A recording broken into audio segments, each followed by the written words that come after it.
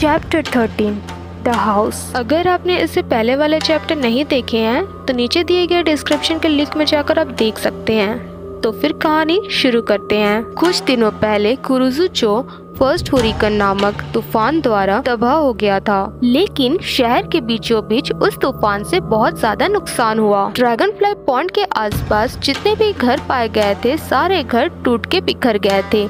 उनमें से एक किरी का घर भी था, जैसे कि कोई मैग्नेट से तूफान को तालाब में खींच लिया हो। आसपास के सभी घर पूरी तरीके से खत्म हो गए थे। किसी तरीके से किरी की फैमिली उस तूफान की तबाही से बच गई थी, लेकिन वे लोग अपने रहने के लिए नए घर की तलाश में थे। किरी अपने मॉम और अपने भाई के साथ नया घर देखने गई थी। घर दिखाने वाला वो आदमी कहता है, ये बहुत बुरा हुआ, आपने अपना घर उस तूफान के कारण खो दिया, लेकिन आप यहाँ अकेले नहीं हैं। यहाँ बहुत सारे लोगों ने अपना घर खोया है। फिर वो घर दिखाने वाला आदमी कहता है, मुझे लगता है ये बहुत अच्छी न्यूज है। अगर लोग इस शहर को छोड़कर चले जाते हैं तो यहाँ बहुत सारी जगह बचेगी। किरी अपनी मॉम से पूछती है, ये अच्छा है ना? इसकी मॉम हाँ कहती है। फिर वो आदमी उन्हें घर दिखाता है। वे लोग उस घर को देखकर चौंक जाते हैं। क्या ये घर? वो घर दिखने में बड़ा पुराना और टूटा हुआ दिख रहा था। किरी की मॉम पूछती है, ये वही घर है जिसके बारे में आप बात कर रहे थे? फिर वो आदमी कहता है, हाँ सही कहा। फिर किरी की मॉम कहती है, लेकिन ये उन घरों में से सबसे पुराना घर है। मैंने सोचा नहीं था कि हम यहाँ पर रहने के लिए आएंगे। किरी और किरी का भाई दोनों उस घर पर रहने के लिए मना करते हैं। मॉम, हमें इस जगह पर नहीं रहना। मित्सु कहता है, क्या आपको इस घर के बारे में स्टोरी नहीं पता?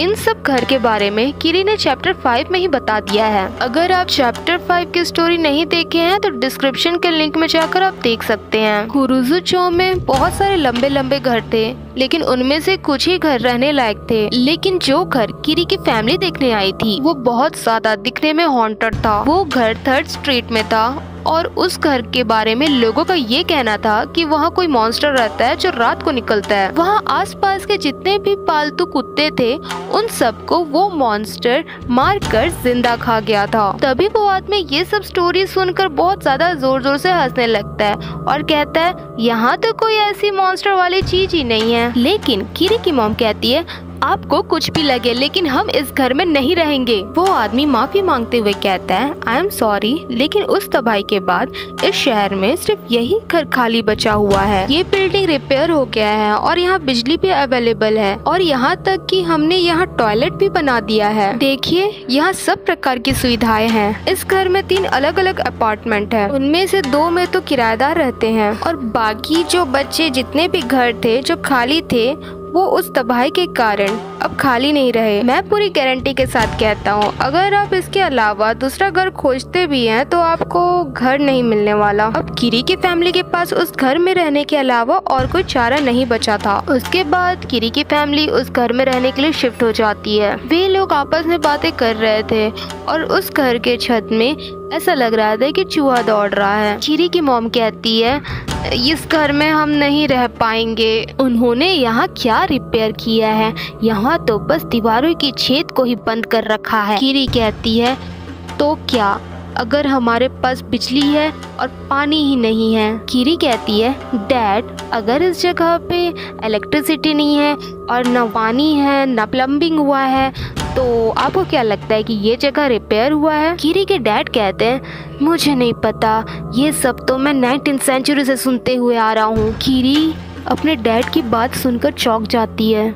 मित्सु कहता है, मैं यहाँ रहना नहीं चाहता, मुझे बहुत ज्यादा डर लग रहा है। फिर किरी के डैड मित्सु से कहते हैं, चुप रहो, शुक्र करो कि हमारे पास सर छुपाने के लिए छत है। किरी के डैड कहते हैं, अब मैं पुराने घर जा रहा हूँ क्योंकि मुझे रबर शिफ्ट करनी है। फिर किरी की मॉम कहती है, ठीक है, मैं तुम्हें बाद में मिलवा दूंगी, पहले हमें नए पड़ोसन से मिलकर आना चाहिए। किरी और मित्सु, तुम लोग भी आओ। फिर वे लोग अपने पड़ोसियों से मिलने जाते हैं। फिर किरी की मॉम अपने पड़ोस से किरी और मित्सु के साथ मिलकर कहती है, नमस्ते, हम लोग गोशिमा हैं, कल ही हम लोग यहाँ शिफ्ट हुए हैं। वो पड़ोस कहता है, नमस्कार, मेरा नाम वाकाबायाशी है। बहुत खतरनाक तूफान आया था, है ना? फिर किरी की फैमिली उस लड़के से मिलकर वापस जा रही होती है। तभी वो लड़का उन्हें रोक कर कहता है, क्या आप लोग ये बगल वाले लोग से नहीं मिले? वे लोग इस तूफान के पहले ही बिना परमिशन के यहाँ रह रहे हैं और वे लोग उस तबाही में भी शामिल नहीं थे। तभी किरी की फैमिली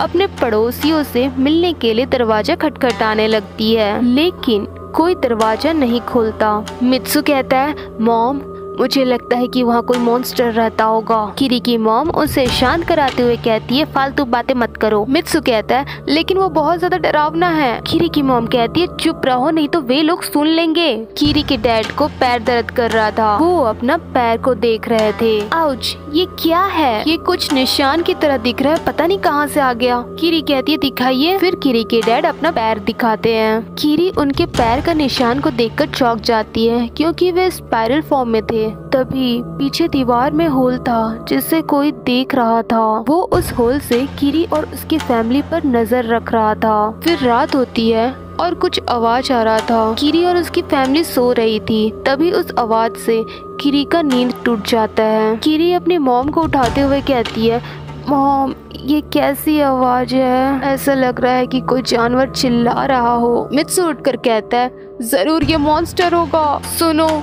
ये आवाज उस दीवार की उस पार से आ रहा है, वही रूम जहाँ अजीबोगरीब फैमिली रहती है। वो आवाज रात भर आ रही थी। अगली सुबह किरी अपने घर की सफाई कर रही होती है। तभी वो लड़का आता है जिसका नाम वाकाबायाशी था। वो लड़का कहता है, घर की सफाई कर रही हो? किरी कहती है, मिस्टर वाकाबायाशी आप यहाँ? हाँ, लेकिन मैं बहुत दूर तक तो नहीं जा रही ना। वाकाबायाशी कहता है, अरे नहीं, वैसे कल रात तुम्हें आवाज सुनाई दी थी क्या? ऐसा लग रहा था कि मानो हमारे घर के बगल वाले रूम से आवाज सुनाई दे रहा हो। मुझे पता चल गया है कि वहाँ कौन रहता है। वहाँ एक बूढ़ी औरत रहती है, वो भी अपने बेटे के साथ। उनका बेटा किसी कारणवश सीरियस कंडीशन में है। वही था जो दर्द से रो रहा था, लेकिन किसी को भी नहीं पता उसे क्या हुआ है और बूढ़ी औरत भी किसी को उसे देखने नहीं देती। बहुत लोगों ने कहा कि वो अपने बीमारी की वजह से बदल गया है। अगर वो इतना बुरा दिख रहा है जैसे कि मॉन्स्टर जिसके बारे में अफवाह फैला है। वे लोग बातें कर ही रहे थे, तभी उनके बगल वाले घर से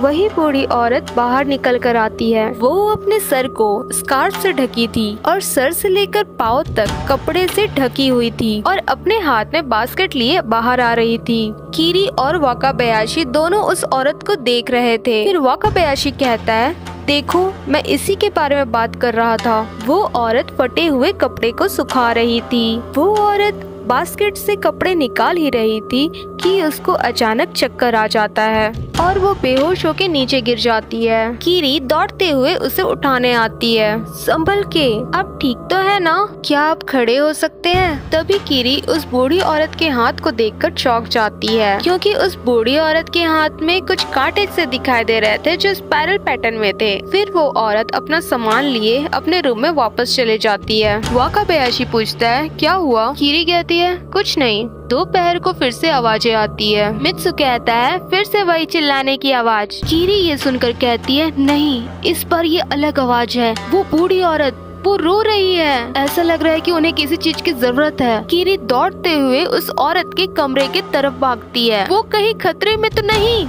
किरी उस औरत के पास जाकर पूछती है, क्या आप ठीक है? वो औरत इशारा करते हुए कहती है, मेरा बेटा मर गया, वो मर गया।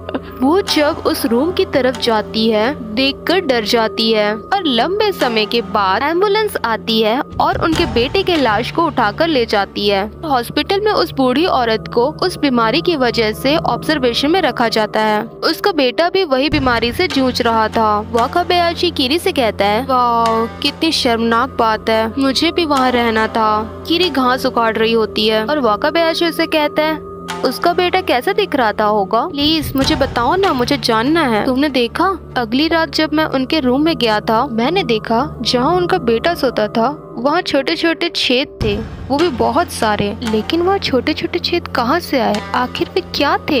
कीरी कहती है मेरे पास बताने के लिए कुछ भी नहीं है। वाकाबायाशी कहता है लेकिन वो नॉर्मल नहीं था। चलो ना मुझे बताओ ना, मैं किसी को नहीं बताऊंगा। कीरी कहती है मुझे माफ करना, शायद मैं नहीं बता सकती, और वहाँ से जाने लगती है। कीरी के जाने के बाद वाकाबायाशी कहता है तुम बड़े जिद्दी और क्यूट हो। फिर शहर में हवा चलती है और रेडियो में समाचार बताया जाता है। हुरिकेन नंबर 2 क्यूशु में आ चुका है। माना जा रहा है जापान में ये तूफान अभी जारी रहेगा। रिपोर्ट के मुताबिक हुरिकेन नंबर 1 तूफान जो कि स्पाइरल शेप में था, जमीन से उसका आंख देखा गया था। कीरी अपने पैर को देखती है और कहती है मेरे पैर में इतने सारे निशान कहाँ से आ गए? मित्सु कहता है मेरे हाथ में भी है, बहुत दर्द हो रहा है। कीरी की मॉम कहती है तुम दोनों के में भी है और मेरे में भी है। फिर कीरी के डैड आते हैं जो दर्द में थे। वो कहते हैं मैं घर आ गया, मेरा पैर। कीरी के डैड कहते हैं ये तो मेरे पूरे बॉडी में फैल चुका है। कीरी की मॉम कहती है ओ नहीं, और दीवार के पीछे से वाकाबायाशी उस होल से देख रहा था। वो हंसकर कहता है तुम्हें नहीं पता, लेकिन मैं तो तुम्हें कब से देख रहा हूँ, जब से तुम लोग यहाँ आए हो। कीरी तुम तो बड़ी सुंदर हो और बड़ी जिद्दी भी। मैं तो अपनी नजरें तुम पर से हटा ही नहीं पा रहा, पर मैं यहाँ से सब कुछ देख सकता हूँ। बहुत जल्द ही मैं इस दीवार पर दूसरा छेद बनाऊंगा, शायद जहाँ तुम सोती हो वहाँ भी। ओह शिट, ये मेरे हाथ को क्या हुआ? अब वाकाबायाशी के हाथ में भी स्पाइरल वाले कांटे उगना शुरू हो गए थे। अब शहर में तेज तूफान आना शुरू हो गया था। कीरी के डैड और मित्सु दोनों दर्द से करा रहे थे। कीरी कहती है तूफान आ गया। फिर कीरी के मॉम को भी दर्द देना चालू हो जाता है। हम इस तूफान में हॉस्पिटल नहीं जा सकते। कीरी के डैड अपना पैर देखकर बहुत ज्यादा डर जाते हैं। ये क्या है? वो भी मेरे पैर में। उनके पैर में भी सेम वही स्पाइरल वाले कांटे थे। वहाँ बाहर बारिश और तेज आंधी तूफान आ रहा था। कीरी उनके पैर को देखकर कहती है ये तो बिल्कुल सेम है, मैंने ये उस बूढ़ी औरत और उनके बेटे के में देखा था। ये निशान नहीं है, कहीं उनकी बीमारी हमारे में तो नहीं फैल गई? कीरी की मॉम कहती है तो क्या हम इन्फेक्टेड हो चुके हैं? मित्सु कहता है अब क्या करेंगे? क्या हम भी उनके बेटे की तरह मर जाएंगे? फिर कीरी के डैड कहते हैं इस आंधी तूफान में तो हम किसी को मदद के लिए बुला भी नहीं सकते। फिर कीरी की मॉम कहती है अब हम क्या करेंगे? शायद मिस्टर वाकाबायाशी हमारे लिए मदद ला सकते हैं। फिर कीरी की मॉम जोर जोर से मिस्टर वाकाबायाशी को बुलाने लगती है। मिस्टर वाकाबायाशी, क्या आप हमें सुन सकते हैं? इतने दिनों के बाद भी दूसरा तूफान नहीं रुका। इतना बुलाने के बावजूद भी वाकाबायाशी नहीं आते हैं। कीरी की पूरी फैमिली दर्द से करा रही थी। कीरी की मॉम कहती है हमें कुछ करना होगा। कीरी कहती है मॉम मुझे लगता है कि ये सब इस घर की वजह से हो रहा है। कीरी की मॉम कहती है क्या? कीरी कहती है ये वायरस चाहे जो कुछ भी है, ये पूरे इस घर में है, बाहर सेफ नहीं है, लेकिन हमें यहाँ से जाना होगा। कीरी कहती है मैं किसी को मदद के लिए बुलाने चाहती हूँ। कीरी के डैड कीरी को रोक कर कहते हैं तुम कैसे जाओगी, बाहर तूफान है। मित्सु पीछे दीवार पर देखता है, देखो वो क्या है? वो स्पाइरल्स जड़ की तरह दीवार से निकल रहे थे, जो बहुत सारे थे। कीरी देखकर कहती है किस प्रकार का सिंह है जो दीवार से निकल रहा है? और वो स्पाइरल्स एक एक करके दीवार से बाहर निकल रहे थे और दीवार टूट जाता है। कीरी की पूरी फैमिली देखकर डर जाती है, क्योंकि वो एक इंसान रहता है जिसके पूरे बॉडी से सिंग निकले हुए थे, वो भी स्पाइरल फॉर्म में। जब कीरी की फैमिली ध्यान से देखती है तब उन्हें पता चलता है ये तो वाकाबायाशी है। कीरी डरते हुए बोलती है मिस्टर वाकाबायाशी। मिस्टर वाकाबायाशी के फेस और पूरे बॉडी में वही सिंग थे जो स्पाइरल पैटर्न में थे, जो भयानक तरीके से उग रहे थे। वो वाकाबायाशी दिखने में बड़ा भयानक दिख रहा था। वो अपना पोजीशन ले रहा था जैसे कि अटैक करने वाला हो। तभी पास से चूहा बाहर निकल कर आता है और वो चूहा को पकड़कर भयानक तरीके से खाने लगता है। कीरी की फैमिली उसे देखकर बहुत ज्यादा डर जाती है और फिर खड़ा होकर वो जोर से चिल्लाने लगता है और कीरी को देखकर वो आगे बढ़ने लगता है। उसके पैर पर बहुत सारे स्पाइरल के सींग थे। उसके एक कदम बढ़ाते ही उस जगह पर छेद हो जाता है और कीरी पर अटैक करता है, लेकिन कीरी उस अटैक से बच जाती है। तभी वो वाकाबयाशी कीरी का नाम लेने लगता है। कीरी के मॉम डैड दोनों उसे भागने को कहते हैं। फिर कीरी बचते हुए वहाँ का दरवाजा खोल देती है और रेंगते हुए वहाँ से बाहर निकलने लगती है। एक तरफ तूफान और एक तरफ मॉन्स्टर। वो मॉन्स्टर कीरी पर अटैक करने ही वाला था कि अचानक कोई उस पर लकड़ी फेंकता है और वो लकड़ी मॉन्स्टर के मुंह से आर पार हो जाता है और मॉन्स्टर वहीं पर मर जाता है। उसके बाद उस दूसरे तूफान को ड्रैगन फ्लाई पॉन्ड अपने अंदर खींच लेता है। उसके बाद तो कीरी और उसकी फैमिली भी उस घर से बाहर निकल जाते हैं और उनके घर से बाहर निकलने पर उनका स्किन की बीमारी भी ठीक हो जाती है। तो चैप्टर 13 की स्टोरी यही समाप्त होती है। अब इसके बाद क्या होगा जानने के लिए बने रहिए हमारे साथ मांगा एक्सप्लोरर हिंदी। अगर आपको ये वीडियो पसंद आई हो तो चैनल को सब्सक्राइब करें, लाइक करें, कमेंट करें और शेयर करना ना भूलें। तब तक के लिए sayonara. Thanks for watching video.